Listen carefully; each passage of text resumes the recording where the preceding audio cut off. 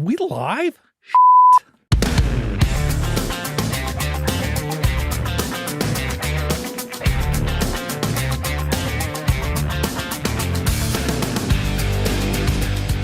Well, hello everybody, and welcome to another episode of Jim and Rob Over-Analyze Movies, the live video podcast for people who love to talk about movies as much as they love watching them. Join us tonight as my good friend Jim Chaboyko and I overanalyze Jay Baruchel's Goon, shot right here in my hometown of Winnipeg, Manitoba, Canada. Here's the dealio, according to IMDb. Labeled an outcast by his brainy family, a bouncer overcomes long odds to lead a team of underperforming misfits to semi-pro hockey glory, beating the crap out of everything and, dare I say, everyone that stands in his way. Jim, tell us who the key players were in making this iconic bit of Canadiana. Okay, hey folks, how you doing there? We got Goon tonight, so directed by Michael Dowse, written by Jay Baruchel and Evan Goldberg, and it's starring Sean William Scott, Jay Baruchel, Allison Pitt, Marc-André Grandin, Kim Coates. Most of these folks are Canadian, I realize. Eugene Levy, and It's an actual Canadian film. yes, and Liv Schreiber, he's not Canadian, is he? He might, anyway. And there's several people that they didn't mention, but I believe Mrs. Glatt was played by Ellen David, I think her name was, but hard to find her credit anywhere. But that is who is in front and behind the camera. Jim, did you mention Eugene Levy? I did, yeah, Oh. yeah. He's fairly down the list there, but yeah, kind of a very pragmatic, not a, role for him, just as the not happy father, the unhappy father, but anyway, the not approving father, that's the word I was looking for. The square. Yeah. The square man doesn't understand that the kid just needs to go out and beat people. Who walks out of Colecus? Nobody. All right, Jim, before I got a couple of items for you before we get to see it and skip it and into the spoiler zone. But first and foremost, we've got an active chat. We've got an active chat, Jim. So let's say hello first of all to Richard L. and Katie Fowler. Whoopsie. See you, folks. Well, maybe that's why I couldn't hear that. Fudge, I wanted to hear the applause. Let's try that applause one more time. And, of course, DMG, Dragon Movie Guys here. I was just recently on a live stream on his channel talking about the movies we were interested in, the May releases we were interested in seeing. And I'll put a link to that. In the description later. Jim, before we get back to the movie at hand, to this Goon, this romantic comedy, this hockey-themed rom-com, I wanted to ask you, before we got into the spoiler zone, see it or skip it, and the spoiler zone for this flick, how would you define a satire? Satire, And yes, I have a point about it, which will come out later. Sure, yeah. I just sort of wrote down some thoughts, I said it's using humor to expose ridiculousness, or as the English say, taking the piss out of something. One of my favorite satirical acts was the old Colbert Report, where he pretended to be a heavily right-wing broadcaster for a long time. It was kind of a one-joke thing, but he was very good at it. But just to show how ridiculous so many of the positions were. Yeah. With that in mind, and I even made a smart remark in the description, or actually, I think I put up a YouTube today, my first on the channel, YouTube poll, talking about is Goon the Starship Troopers of hockey movies. But I mean, is it? Like, is Baruchel satirizing some of this stuff? Is he satirizing it? Or You know what? Maybe celebrating? that's maybe let's Yeah. put a pin in that, because that Sure, kind of yeah. gets into the spoiler zone a little. But I just want Yeah. you to think about that, and that's also for the chat. You know, if you've seen the movie, Yeah. familiar with the movie, you know, or is it one of those unintentional satires, a self-satire? Yeah. Yeah. Good question. Okay, with that out of the way, Jim,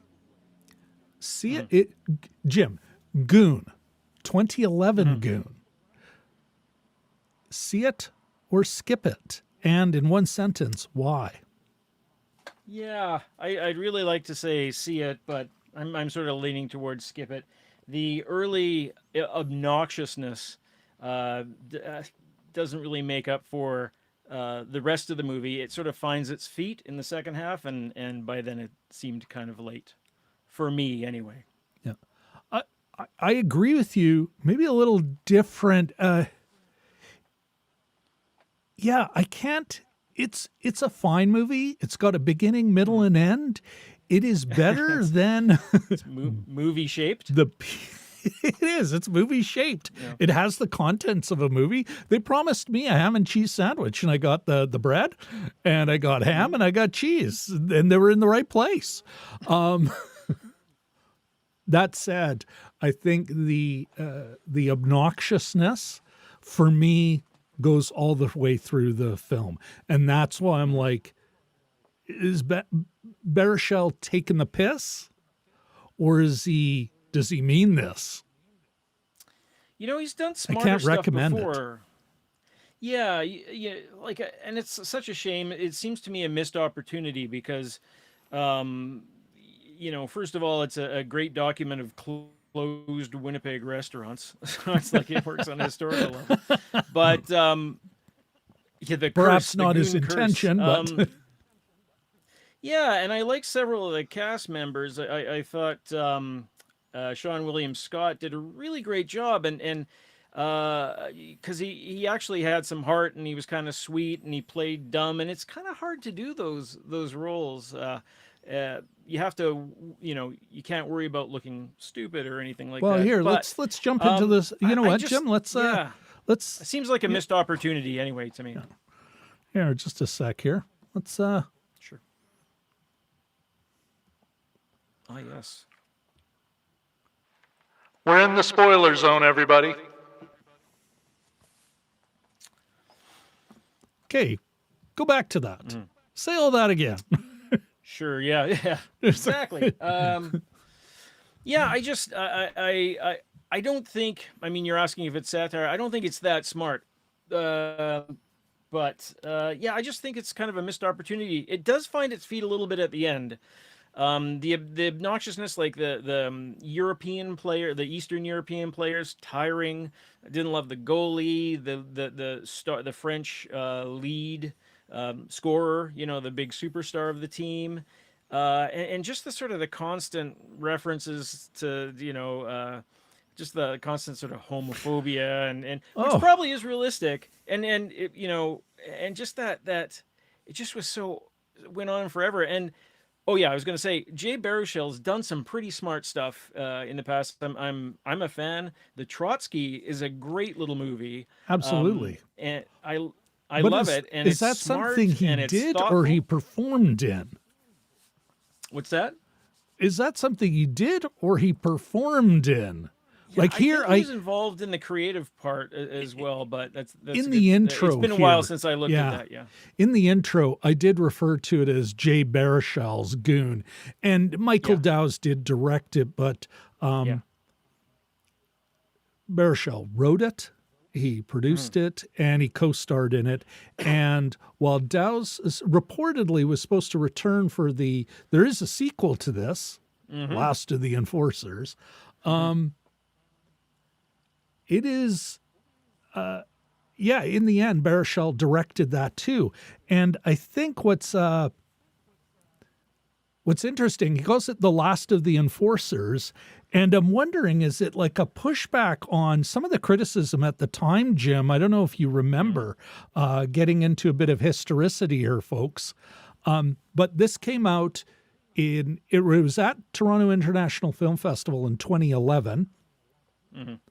And that was the same year the Jets returned to Winnipeg, but Rick Rypien and a couple of other enforcers had died over the summer.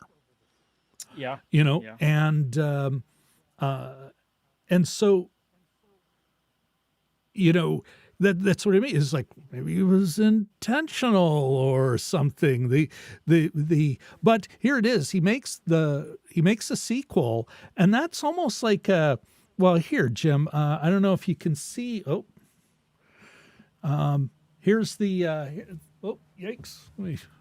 There's the poster for The Last Gladiators, Alex Gibney's documentary on was it Kevin Nealon? Not Kevin Nealon, but Chris Nealon. Chris Nealon, thank you.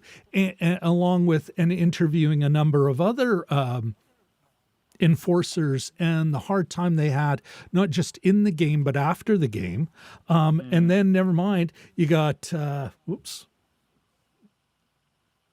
Bob Probert. Oh, yeah. And his death. And his family, in just, you know what, Jim, one of the weirdest moments, I was reading this, and it's like his family did donate his body to the, and I can't remember what it's called. I'll link it. They donated it to that Sports Institute where they were able to establish that he was suffering. There was evidence that he had that chronic CTE. CTE. Thank you. And so he was suffering from that, which makes sense. He was an enforcer. He got hit in the head a lot. Yeah. And I just, I'm just wondering, it's like, Jay, are you kidding me? Like, this behavior does not end up with a happy-go-lucky guy who marries a nice gal.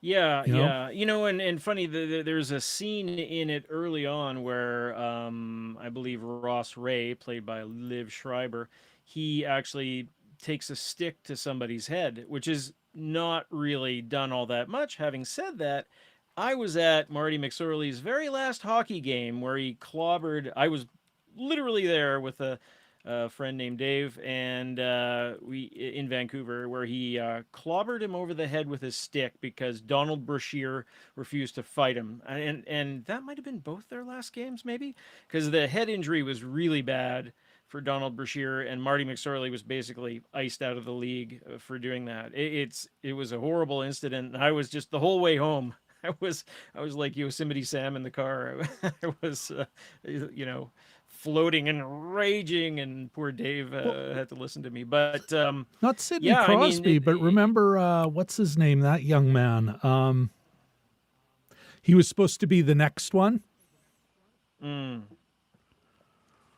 want to. Elvis Stoico, not Elvis Stoico.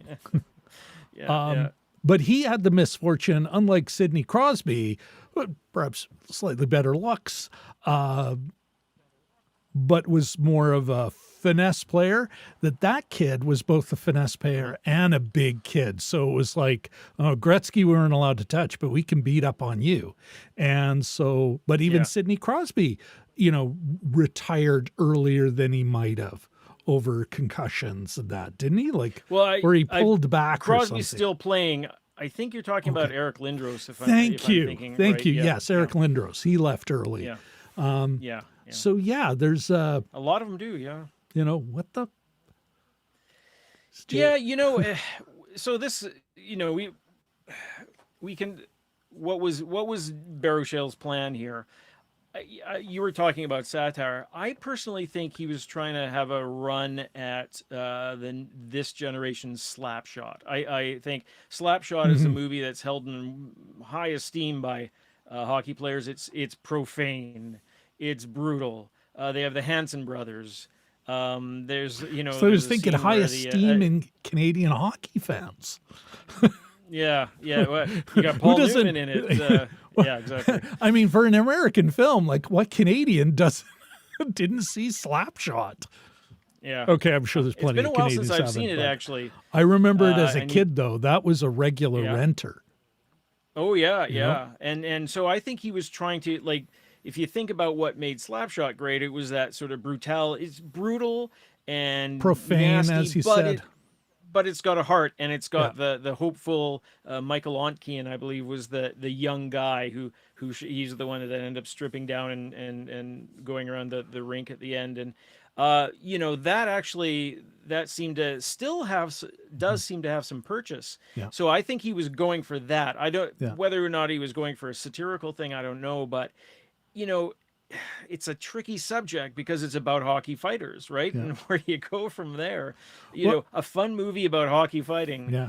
kind of, you've boxed yourself into a corner no matter what happens, Yeah. in the outside world. So Well, I'm wondering. Yeah. Oh, Richard, I'll chime in, and Eric Lindros. Yes. Thank you, sir. yeah. Going back to Slapshot, Ontkean was the one who's like, I'm sick of this. And it's Paul Newman, more of the cynic, who just wants to keep it going, who says, yeah, we're going to go for the fighting. And it's Ontkean at the end who's like, yeah, this is all ridiculous. It's all bullshit. Yeah. I'm sorry. It's all. There you go.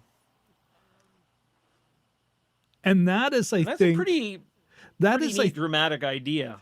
yeah, it would. And this is where I'm like, here, it's almost like a, no.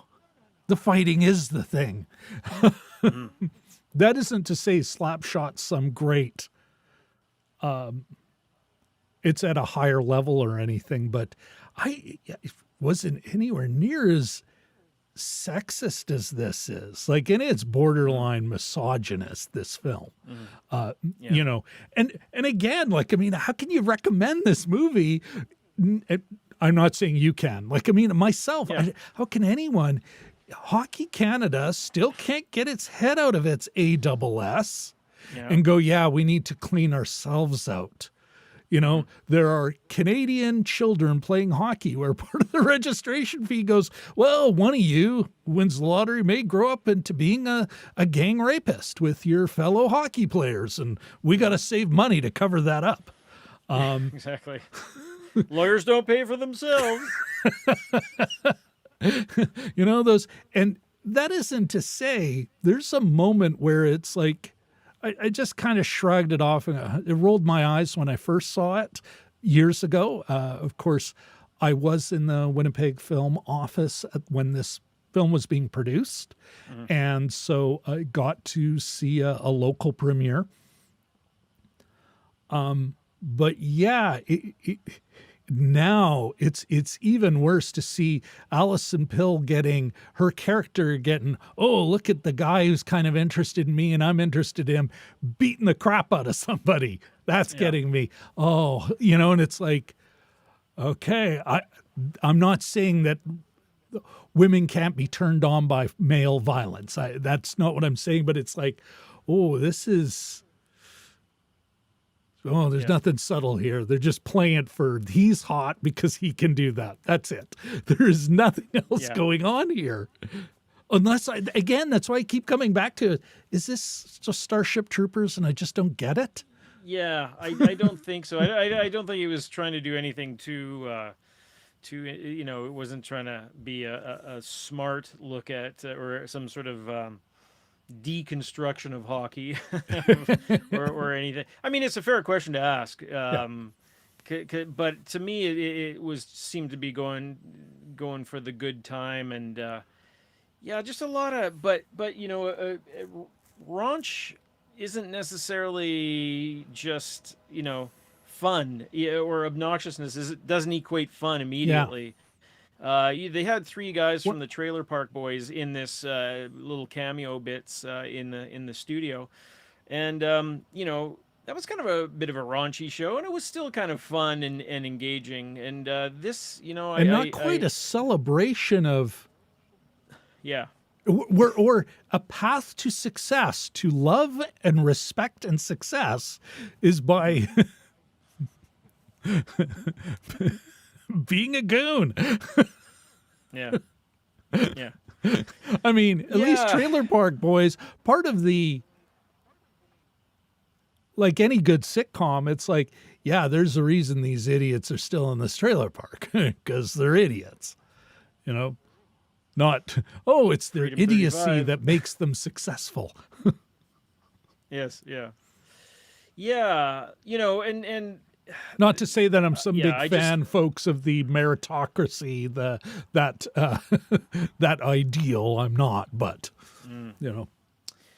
there's a couple of things too. There's little snippets of some nudity where the French superstar is playing around and that kind of thing. And it's been a while since. And I read there was an article that I ultimately haven't read yet, but there was just about this gratuitous nudity that you used to always see when in the 80s and 90s, more the 80s, I would say. Yeah. And there's a couple shots of that. Well, and late 70s going to too. serve Like, this. Yeah. And it was almost de rigueur for this kind of movie, Young Doctors in Love, that kind of thing. But yeah, and that doesn't necessarily make it funny. Well, and it's never like, unlike some films that we've seen, like we've analyzed here, the nudity is almost always, I'm not even sure we could call it nudity. Yes, a woman is naked. Yeah, it's pretty brief. Yeah. No, I'm more the naked stripper.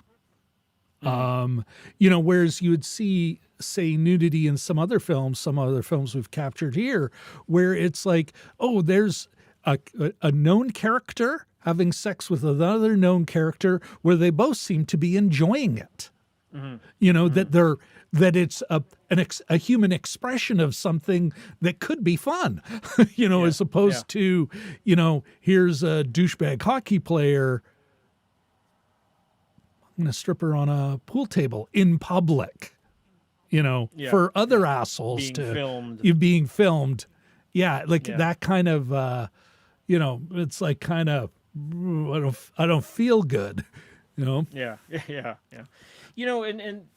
There's a few other things going on here, like the whole notion of fighting. There's this weird little invisible book of etiquette that most hockey people have access to. Everyone's got their own version, but there's things you can do and can't do. After the play is called, you're not supposed to shoot the puck in the opposing net. You don't spray somebody with ice. That's one's a little more reasonable. But there's certain things when you're a fighter, there's a certain code, and that could have been worked into just to give it a little bit more detail or nuance in hockey fighting. But there could have been something interesting that you got out of that. Recently, just quickly, a Minnesota player hurt a Winnipeg player. So Ryan Hartman hit Nikolai Ehlers, who's still not playing.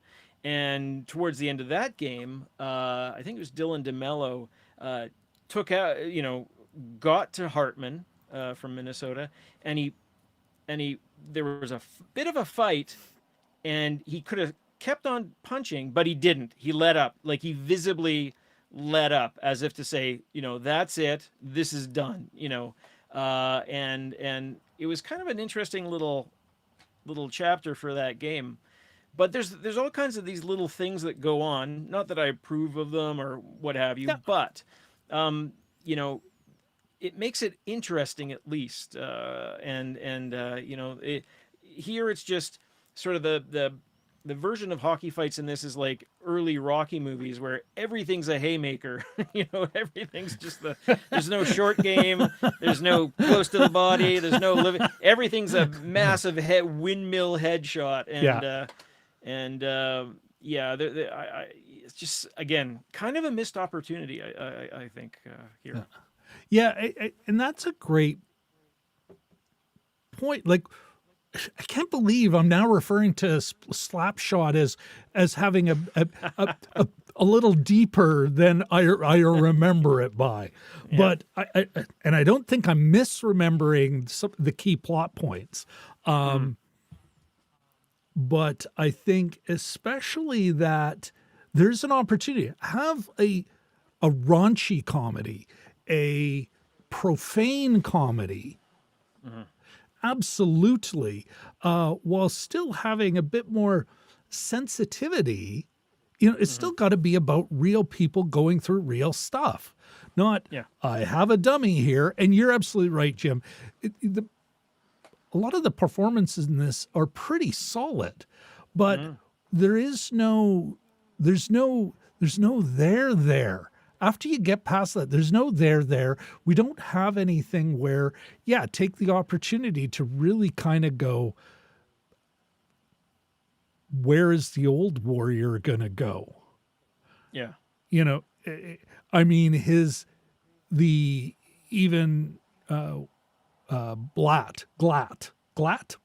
Yeah. Like his parents are the ones kind of, pointing at another way, but because they are so obviously paper thin, well, not villains, but obstacles, judges. You judge me, man. There's no real decent defense of options or consequences. What is Allison? What are the nobler things he does? He lets Allison Pill's ex-boyfriend beat him up because that's a responsible thing. It's like, oh, I took his girl. Like, I guess she's. What is this? I took your property, and I understand you want I should pay for this. I mean, it's an interesting and I can't idea. believe it. At the time, Pill and Baruchel were fiancés. Yeah. No, I mean, towards the end of the movie, like, it actually does sort of come together. The best lines are towards the end. They even give, the announcer was played by Kurt Kielbach, by the way, who was the old Jets announcer for CGOB, and he says, if these guys don't win, they'll be off to the golf course, 18 holes in a Reuben. And he goes, oh, that actually sounds pretty good. 18 holes in a Reuben. Yeah. And, and that like reminds me of Major League. Yeah. With, what's his name? Sheen. No. There was the announcer was an actual baseball guy. I thought you meant the star. Yeah. Yeah. No. This is Major League with that announcer just forever. Like, he was just a great running bit. And you're right. He was a great bit, but again, no, there.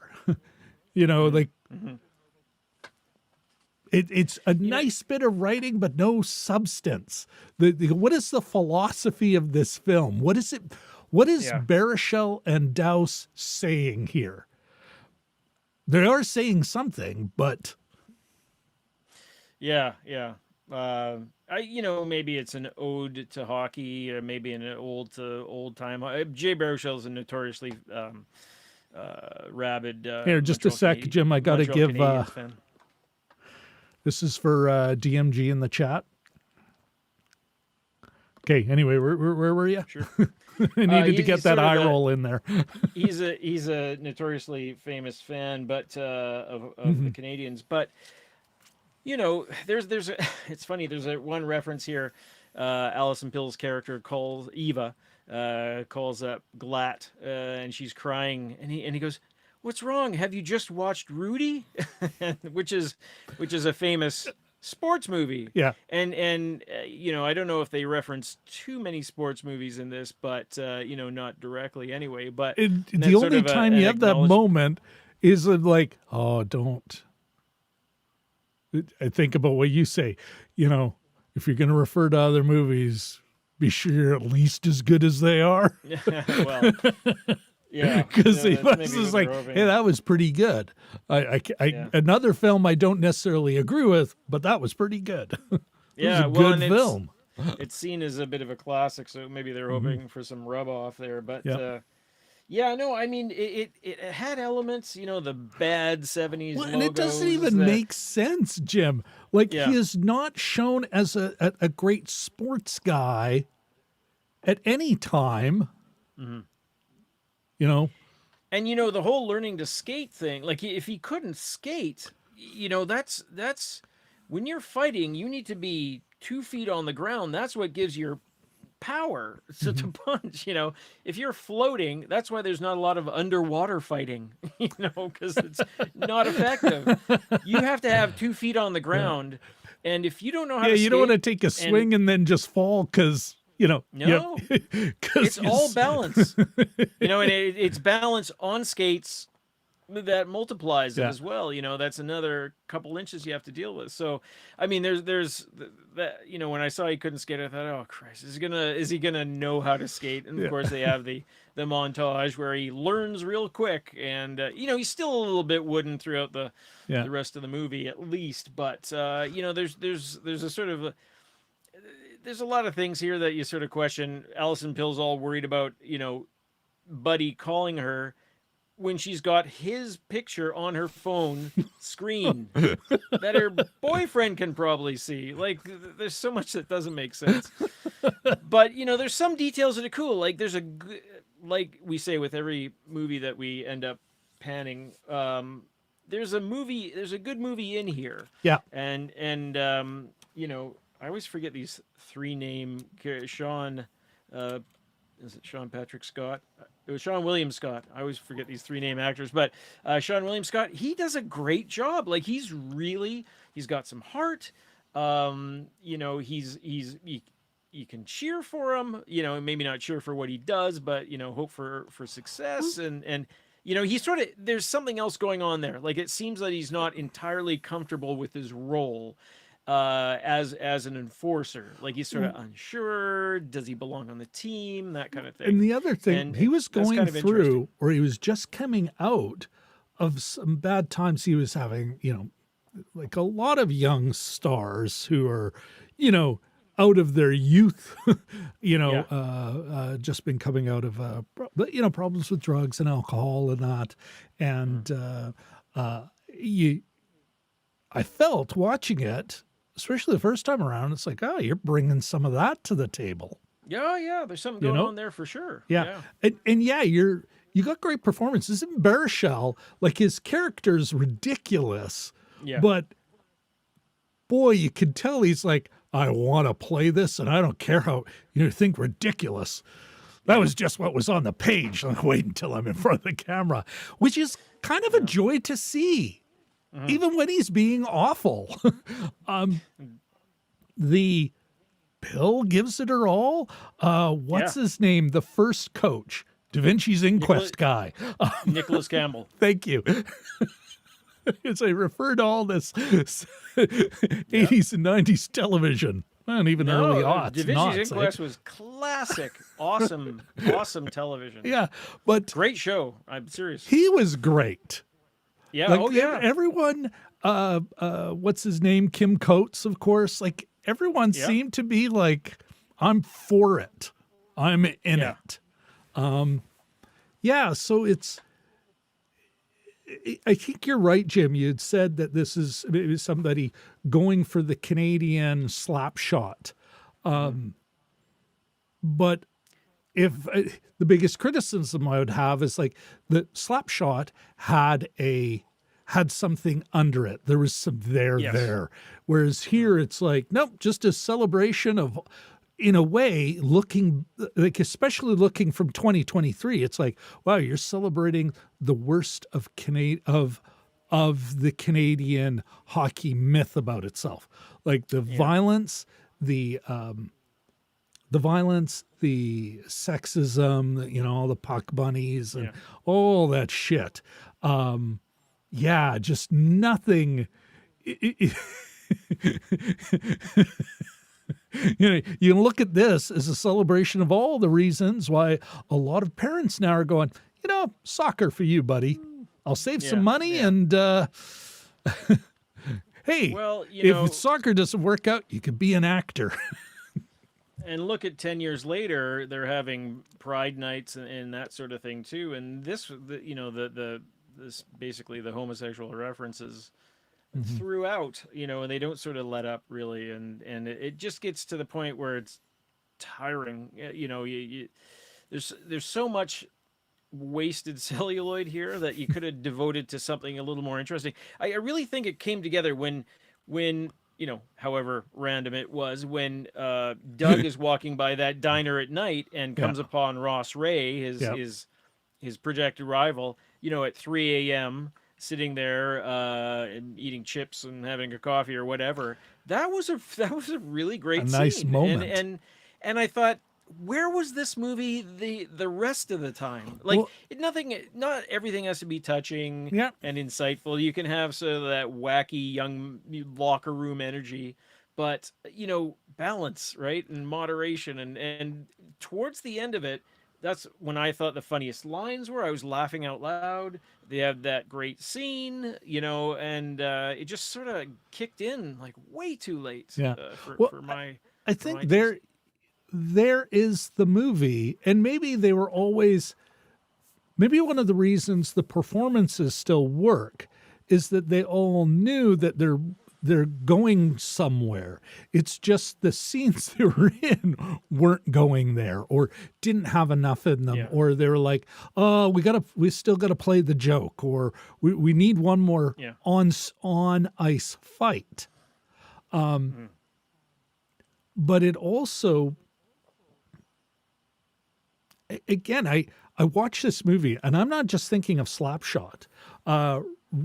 Rudy, I get that's the emotional thing. They're trying to, we're just like that. Gumption and everything. Although even that was about how he got an education and he had to learn to take his head out of his you-know-what. It wasn't about getting on the team. It was about getting a top-rated education to be the first. Like, all these other movies have something more important going on, including, because this movie's got that too. Sorry, I need to say it. Happy Gilmore. At least Happy. What had to... in a perfect hero's journey film, actually, saving his mom's house, or his grandma's house that his grandfather built by learning to control himself, to be one with the force of golf. Even a great villain, and there's that's got everything. That's a better film with more there than this. Happy Gilmore, Jim. The Sandler, the winner of the Mark Twain Humor Prize this year. So. And about a guy who could fight but can't skate. It's like, it's like, we'll do Happy Gilmore, but we'll teach him how to skate, and he'll be a nice guy instead of the hothead, but he can somehow fight and brutalize. The montage will fix it. Will take care of everything. Oh my goodness. Sprinkle. Hey, just a sec, Jim. We got somebody else in the house. We've got we do. Ahmed Jelly Duck 100. Hey. The gang. Getting the full applause. Maybe even an air horn. Good to see you, Jelly Duck. He says in the comments, I didn't even know Leif Schreiber was playing hockey, but he thinks he recognizes his movie. Ahmed, you know what? Spoiler alert, Jim and I both were agreed on a skip it on this one. See Slapshot instead. But also, DMG says, holy cow, Sean William Scott did a sequel to Goon in 2017. Yeah, Brian, do you watch the show? He's maybe multitasking. He's watching hockey probably. Oh, that's true. Are they playing again tonight? Not the Jets Jets, and- but Oh. there's 4 games every night at this Oh, stage. okay. So I think L.A. and Edmonton are Oh, playing. So, why would you watch anything else? which is why we're It's in actually. Vegas. I don't know if you mentioned it. I couldn't hear the intro, but we're sort of looking at this with the logic that that's the start of the Yeah. playoff season. So yeah, You're wearing a jersey and of the modern day Jets. yeah. Super hot too. But anyway, these studio lights killing me. This thing doesn't breathe. And this rondelle is like a pizza. Like it doesn't really Oh yeah, bend too it's much. not meant to. Nor is it meant to breathe. Maybe it's Kevlar. Or maybe it protects me from pucks or something. I don't know. What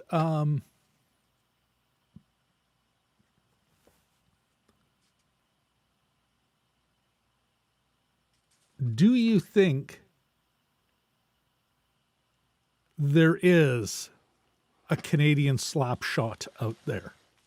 Oh, definitely. Just- Yeah. Yeah. Yeah, absolutely. I don't know when, but when you think about it too, is that you take a look at hockey movies and I don't know, maybe they haven't, Slapshot is probably upper tier. They have, the Mighty Ducks, which I haven't seen in forever, so I'd have to watch that before I commented on it. But there's not a lot of there's no sort of Ted Lasso there's not a lot of Ted Lasso for anything, but there's not a lot of Ted Lasso for hockey or, Rudy. It seems to be one of the sports that that's a little bit forgotten. Like baseball, the baseball movies out there's a truckload of classic, even if you're not a fan, there's no crying in baseball. Oh, if you build it, they will come. I mean, those are major, well-known catchphrases Big from wins. these movies. Yeah. And I don't think hockey is the same. Fun fact is that John Wayne was in a hockey movie in the 1930s that I've been dying to watch. You call that icing? I don't know. But Pilgrim. yeah. But he was actually like about a university hockey player, and I've been dying to watch that. That's and I haven't- hilarious. I sort of couldn't picture it really, but there's been wanna hockey movies all along, but Yeah, maybe the quality hasn't been all that solid. Well, I mean, and is there a Canadian one? No, Specifically Canadian, there is and I've even got it in my queue about that I'd like to look at. But the Americans have made a number of hockey films, some great like Slapshot, some mediocre, some offensive to my idea of what Canada is. But and then some that we should all find offensive. I think Rob Lowe, a young Rob Lowe, started blood. one where he was an Indigenous hockey player. Oh my God! Oh yeah, it's like Oh Jesus! whoa, yikes! I mean, he was a young man, and That's unfortunate. we were more racist back then, Jim. But there is one in my queue, and maybe we can queue it up for us, especially if the playoff season comes. But more stories set in northern Canada where this stuff is played. Like it's still part of the fabric of a lot of these communities, Indigenous and settler. That would be cool. Yeah. I should mention too. There was a CBC miniseries. DMG. John Wayne checks a guy into the boards. Are you okay there, Pilgrim? I was gonna say Pilgrim. That's the quote. I They cannot play a do. team called the you Pilgrims, and he just loses his mind. You do a better John Wayne than I do. I should have just let you read it out because I had this rough kind of. What is he? Is he smoking or? Although I think he was a big smoker, but that's a guy who had a smooth voice, deep but smooth. There is there's a couple hockey movies that CBC has done, made for TV movies. One about Ted Lindsay, who who got the players union together, and just the the fact that when back in the 50s when the owners had all the power, and they would just they would just toss players out of the league, and they'd be broke and Well, I die think tragically and stuff. So that was a good one. And there was it's got to be something on Rocket Richard, like in Quebec, yes, like the Quebecois there filmmakers, Yeah. probably making some great films that I'm just ignorant of. Is it Roy Dupuis? Is it that sort of good-looking French actor that played him? I might have the name wrong, because I need a C-3PO about movies sitting right here who could just sort of Even ugly Quebecois actors are gorgeous. Exactly. The only ones who can say I'm ugly, but well, I do. Robert okay. LePage, no eyebrows, it works for you. Who knows? But the CBC did a mini series on the Canada-Russia 1972 showdown, and that was great. Like, it was super fun. Yeah. There was all kinds of stuff, and I don't know, the problem with CBC TV movies is that they're hard to track down. Like, they don't necessarily go into rotation, or they're maybe not available on streaming. But it was really good, and they had the color palette down, like this old sort of, when they played in Russia, there was one scene where they unloosened a bolt, and it was the one that held the chandelier came crashing to the ground. So the very memorable. But I remember that series. Really I loved it. I thought it was super well done, and kind of underappreciated. Richard L. in the chat chimes in, The Rocket 2005, well worth seeing, and it is with Roy Dupuis. So thank you very much, Richard. Yeah. The story of Maurice Richard, who'd put in a long shift at his factory job, then show up to score 5 goals for the Canadiens. Les Abs. Yeah. After his career, he ended up working in his basement, and he was a big fishing guy, so he would make little reels and lures and stuff like that. And that was his job, because he needed to work. Yeah, because they were, rich English guys were making money. They were paid by the hour. Yeah. Now they're paid too much, but back then they were all, not paid. If we are going to put so much money in this stupid sport, then it should go to the players. I'm okay with that. If we're dumb enough to pay, minimum a C note for a Jets game? It's got to be, eh? Yeah. It depends if you can get them on sale still, but not for the playoffs for sure. Yeah, those would be more expensive. So. Back to Maurice Richard, but he also did all those Grecian formula. 2 minutes for looking so good. Which you can still find on YouTube. I just looked it up the other day because the kids had no idea what I was talking about. Well, listen, Jim, is there anything else? Actually, you know what? We're going to save final thoughts for like a little post-credit scene. And you folks are more than willing to stick around, but I'm going to first, we're going to just jump into our little end screen moment here and say goodbye. Folks, you're more than welcome to stick around, but Richard L., Katie Fowler, DMG, Dragon Movie Guy, go check out his channel, and Jelly Duck 100. Good to see you all, and come out. We got something cool lined up for you next week for Does It Hold Up? Go Jets, go!